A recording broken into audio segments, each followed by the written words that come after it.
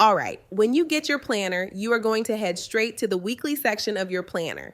The very first thing I want you to do before anything else is connect your calendar. You come here and you will see the option that says connect your calendar.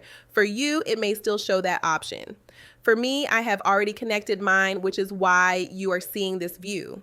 Now, this is very important because this is not just a pretty page or a place where you randomly put things. This planner is meant to be functional. You need to be able to connect all of your calendars and all of your activities so that everything syncs properly. When everything is synced, you will start getting notifications and reminders sent to your email or directly to your phone. Even if you are someone who forgets things easily, having constant reminders of what you need to do and what is coming up makes a huge difference. Relying on your brain alone honestly does not work. I know this because I have tried it. I always have so much going on in my head that I forget almost everything. I do not want you to be in that position. Once your calendar is connected, whatever you add inside the planner will automatically show up in your calendar as well. Now, let me give you a quick overview of what you are seeing here. If you purchase just the weekly planner template and not the full planner, you will not see the navigation panel on the side. That navigation is what takes you to the full planner, which includes sections like lifestyle design, tax manager, financial tracker, and the social media planner. The social media planner is honestly one of my favorites and one of the reasons I am growing so fast online because I actually plan my content properly. If you only have the weekly planner, you will not see that navigation panel, and that is completely fine. This is the weekly overview. The next thing I want to explain is the focus area. One major reason people get stuck and experience decision paralysis is because they have too many things to do and they try to do all of them at once. That is exactly why this focus area exists.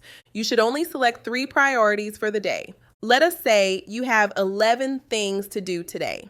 Ask yourself this question: what are the 3 things that if I do not do them today, there will be a problem? Another way to look at it is this: what are the 3 things that if I complete them today, make the remaining 9 tasks almost irrelevant? There is always an answer to that question.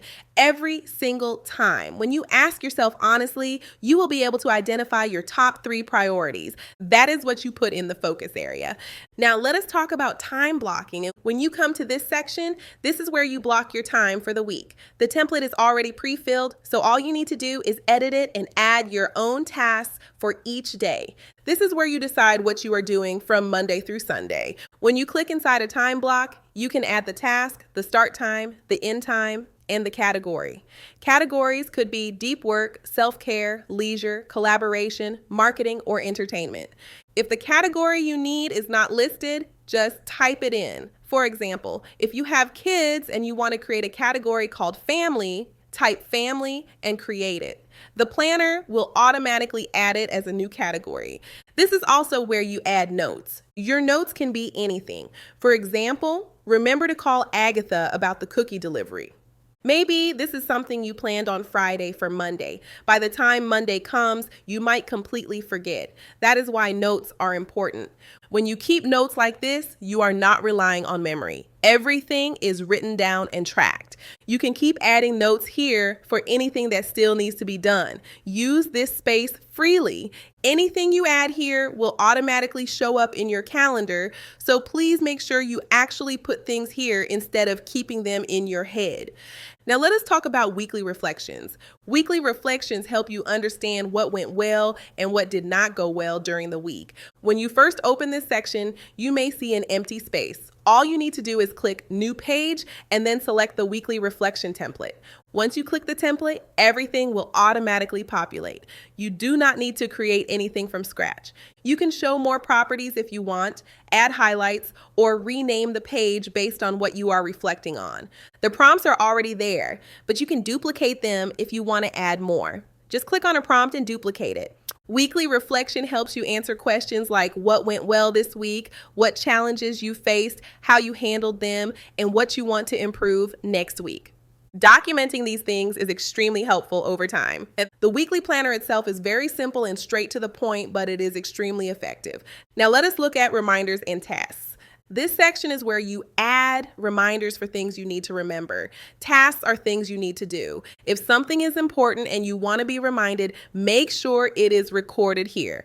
You can set the priority level, mark it as in progress, or categorize it based on what it is. If a category does not exist, add it yourself. Everyone's life is different, so this part is very flexible. Tasks and reminders are connected, but they serve different purposes. Tasks are more detailed, while reminders are there to alert you. If something is automated in the background, do not worry about it. That automation is intentional and helps the planner work properly. Now about projects, if you have the full planner, you can link tasks to specific projects. If you do not have the full planner, you may not be able to link projects, and that is okay. Just update the task and move on. Projects give you a higher level view of what you are focusing on that week. For example, if you are working on self-care instead of marketing, you can rename the project to something like Self-Care Week. Inside that project, you can add tasks like going to the spa, getting a laser treatment, or anything else you plan to do. Once you add those tasks, they automatically appear in your calendar. You will also get reminders based on the dates you set. If something is overdue, the planner will show you. If something is coming up, you will get notified. That way, nothing slips through the cracks.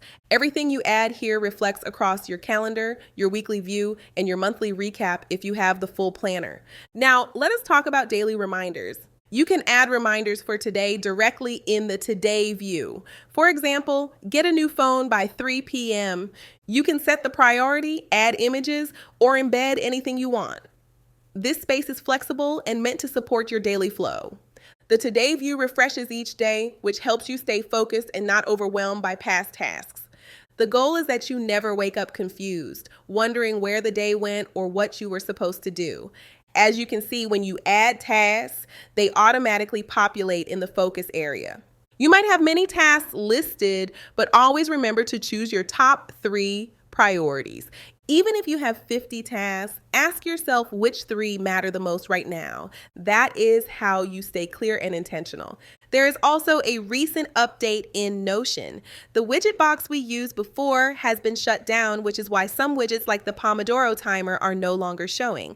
I am currently working on finding a better alternative, and I will update everyone once that is ready. Now, if you do not have the full planner, you can upgrade by clicking the upgrade option. That will take you to the landing page where you can see everything included.